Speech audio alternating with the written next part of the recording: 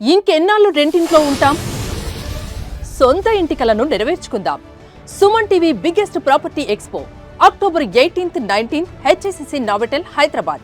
ఇప్పుడే free entry కోసం call చేయండి.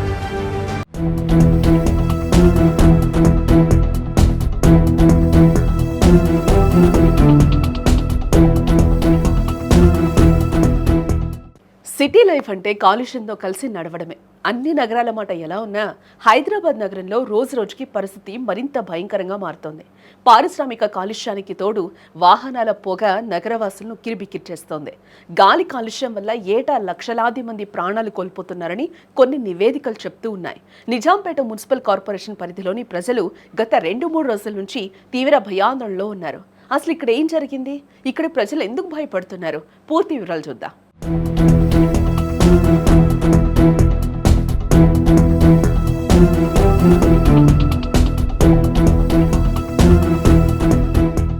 హైదరాబాద్ నగరం ఓవైపు పరిశ్రమల హబ్గా ఎదుగుతుంటే మరోవైపు అదే పరిశ్రమలు కాలుష్య కాసారాలుగా మారుతూ ఉన్నాయి. బాచుపల్లి, మలంపేట్, నిజాంపేట్, ప్రగతి నగర్, మియాపూర్ ఇండస్ట్రియల్ ప్రాంతంలో నివసిస్తున్న ప్రజలు 5 రోజులుగా సోషల్ మీడియా వేదికగా తమ ప్రాణాలు కాపాడాలి అంటూ దీనంగా వేడుకుంటున్నారు.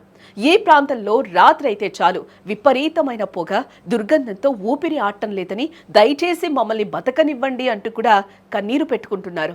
ఇళ్లలో పడుకున్న చిన్నపిల్లలు, వృద్ధులు, అనారోగ్యంతో బాధపడుతున్న వారు ఊపిరి పీల్చుకోవడానికి కూడా తీవ్ర ఇబ్బందులు పడుతున్నారని అంటున్నారు.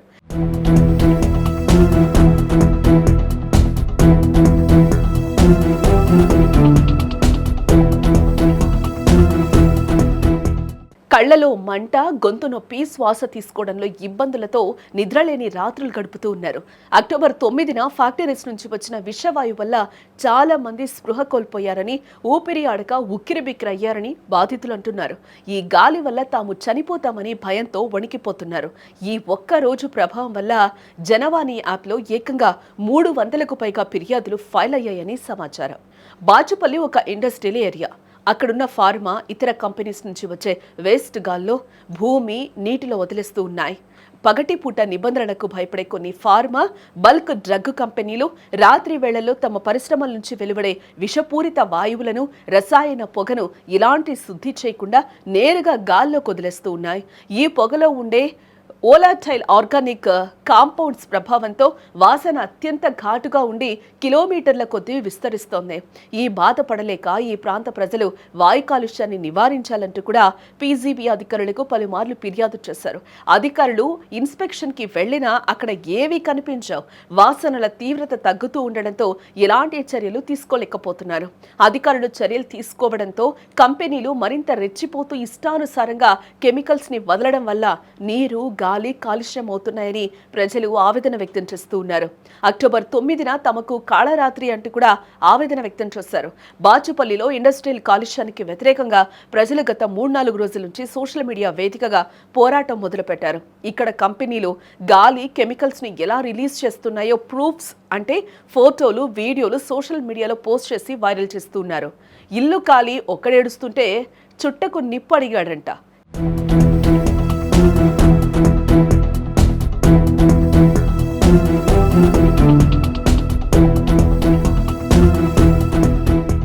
కాలుష్యంతో బాధపడుతున్న మొర్రో అంటే మిమ్మల్ని అలాంటి ప్రదేశాల్లో ఎవరు నివసించమంటున్నారు? మీ కర్మ అనుభవించని అంటూ ఓ వర్గం వారు విమర్శిస్తున్నారు. అయితే పెరుగుతున్న జనాభా కారణంగా నివసించడానికి స్థలం లేకుండా పోతోంది. అందుకే పేదవాళ్లు ఆ పరిసర ప్రాంతాల్లో ఇల్లు, గుడిసెలు నిర్మించుకుని జీవనం కొనసాగిస్తున్నారు. వాళ్లకు భూమి మీద బతికే హక్కు లేదా అంటూ మరో వర్గం వాళ్ళు ప్రశ్నిస్తూ ఉన్నారు. ప్రభుత్వాలు కూడా పేద ప్రజల పరిస్థితులను దృష్టిలో పెట్టుకుని ఇండస్ట్రియల్ ఏరియాల్లో నివాసాలు ఏర్పరచుకోవడానికి పర్మిషన్ ఇస్తోంది. అయితే అదే ఇండస్ట్రియల్ ఏరియాల్లో కాలుష్య నివారణ చర్యలు తీసుకుంటే పరిస్థితులు చాలా వరకు మెరుగుపడతాయని ఇక్కడి బాధితులు కోరుతూ ఉన్నారు. ఎన్ని ప్రభుత్వాలు మారుతున్నా కూడా ఇక్కడ పరిస్థితులు మాత్రం మారడం లేదని ఆవేదన వ్యక్తం చేస్తున్నారు అక్కడున్నవారు. ఇప్పటికైనా ప్రభుత్వం పట్టించుకుని కాలుష్య నివారణ చర్యలు తీసుకుని తమ ప్రాణాలు కాపాడాలని ప్రభుత్వాన్ని వేడుకుంటూ ఉన్నారు. మీరు ఇండస్ట్రియల్ ఏరియాలో నివసించే వారైతే మీరు పడుతున్న ఇబ్బందులేంటి? మీ అభిప్రాయాలేంటో కామెంట్స్ రూపంలో చెప్పండి.